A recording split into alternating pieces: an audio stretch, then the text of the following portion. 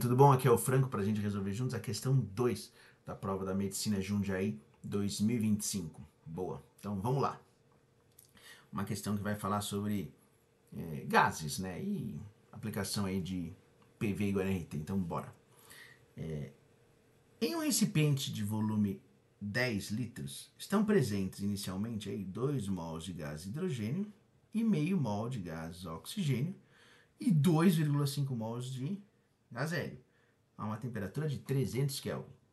Em determinado momento, uma faísca elétrica é produzida por um gerador e lançada no interior do recipiente, promovendo a reação entre os gases H2 e O2.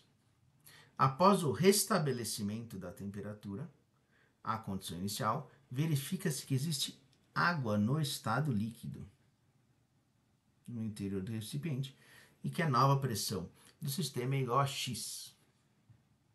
A equação que representa a reação ocorrida é, ele deu aqui a queima de hidrogênio, formando água, no estado líquido, respectivo ΔH, né? A figura mostra a composição do sistema antes da faísca elétrica ser lançada no interior do sistema, né? Então aí antes tínhamos uma pressão de 12 atm.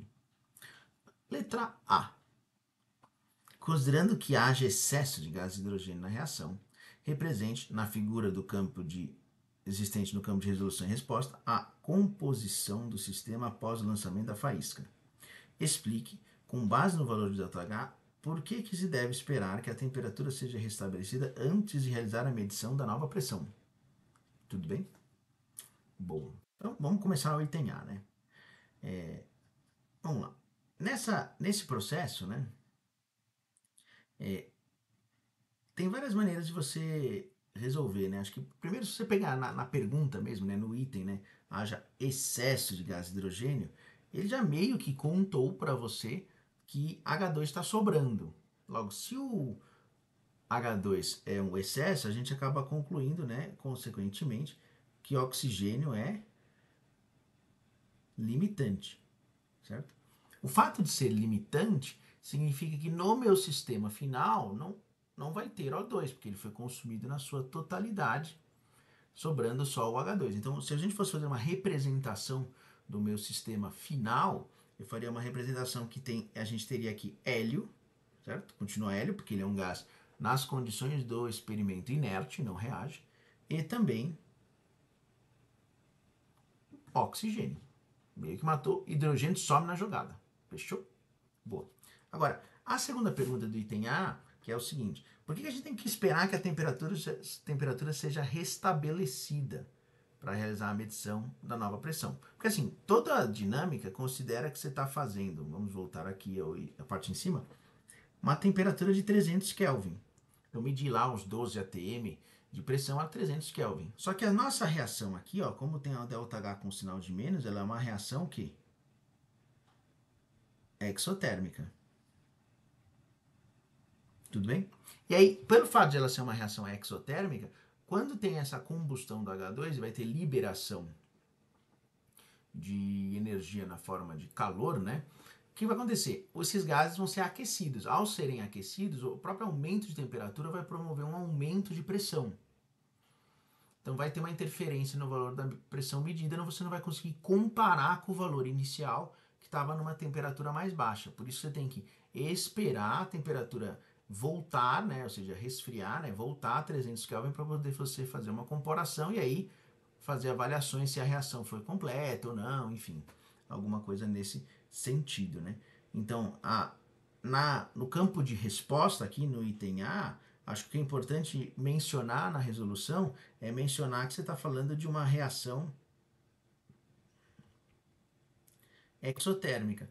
Então, portanto, como a reação é exotérmica, ela vai promover um aumento de temperatura do recipiente, que por si só promove um aumento de pressão, isso sem levar em consideração mudanças de quantidade de gases, fechou? Que vai ter também, porque tem uma reação química aí que pode ter mudança de quantidade de gás dentro do frasco. Então você tem que esperar a temperatura voltar para você poder fazer comparações.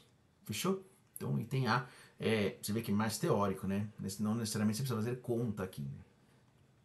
No item B, calcule a massa de água em gramas produzida na reação no interior do sistema, ocorrida no interior do sistema, e, considerando o valor da constante universal dos gases igual a 0,08 atm litro por mol Kelvin, calcule o valor da pressão X em atm observada após o restabelecimento da condição inicial.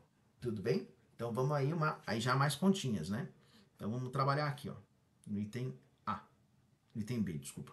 Então no item B, vamos fazer a primeira parte que é massa de água, fechou? Então para a gente achar massa de água, a gente vai trabalhar com a reação de H2 mais 2H2 mais O2, formando duas águas. A gente já sabe que, na verdade, oxigênio é limitante. Então é o oxigênio que eu vou usar para determinar a massa de água. Fechou? Se a gente voltar lá para cima do enunciado, quanto que eu tenho de O2 aqui? Meio mol, não é verdade? Então vamos voltar para cá. Opa, aqui. Meio mol. Então eu sei que 1 mol de O2 dá origem a 2 mols de água, só que eu não quero trabalhar com massa de água, eu quero trabalhar com massa molar. Aí a gente tem que lembrar, tem que trabalhar com a tabela periódica que é dada, hidrogênio é 1 grama por mol, oxigênio 16, água 18 gramas por mol. Então 2 vezes 18 gramas. Se eu tenho meio mol, vou ter uma massa M. M vai dar metade, né?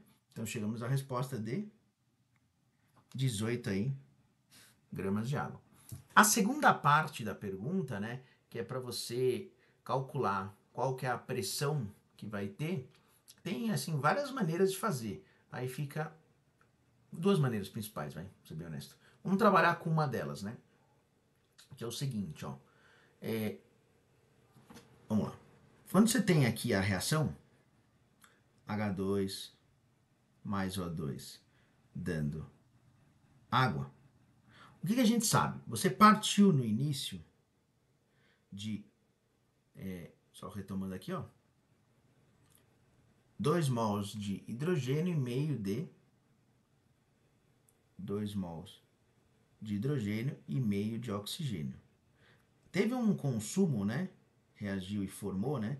Mas reagiu aqui meio mol de oxigênio, portanto também reagiu 1 mol de gás hidrogênio, porque a proporção é 2 para 1. Então o que sobrou no final do seu processo aqui, final? 1 mol de H2 e nada de oxigênio. Do ponto de vista de pressão dos gases, a quantidade de água formada aqui é pouco importante, porque ela está no estado líquido. Então você desconsidera a pressão do gás. Fechou? Isso é importante. Tá bom? Então, quanto que eu tenho de gás no final do meu processo? Né? No final de mols de gases, a gente tem 1 mol do H2, tudo bem? Só que a gente tinha hélio, lembra? Hélio era inerte. Então, voltar aqui para o enunciado, 2,5 mols de hélio. Essa quantidade de hélio que ele colocou no início, ele fica no final também. Então, mais 2,5 mols, que é o hélio. Então, temos no total, para gases, 3,5 mols. É com essa informação, né, 3,5 mols de gás no final, que a gente aplica o PV igual a NRT. Então, vamos embora lá. PV igual a NRT. P é o que eu quero descobrir, o volume é de 10 litros, que ele já deu. O N é 3,5 mol. O R, ele deu 0,08 atm litro mol Kelvin. E a temperatura é 300 Kelvin. Se a gente fizer essa multiplicação toda, vamos chegar em 8,4 atm. Beleza, gente? Isso aí já é mais chata a conta, né? Esse já é um exercício, do ponto de vista de cálculo, um pouquinho mais complicado. O item B, e aí já o item A, uma boa composição aí, mais conceitual. Beleza, gente? Abração e até os próximos exercícios. Tchau, tchau.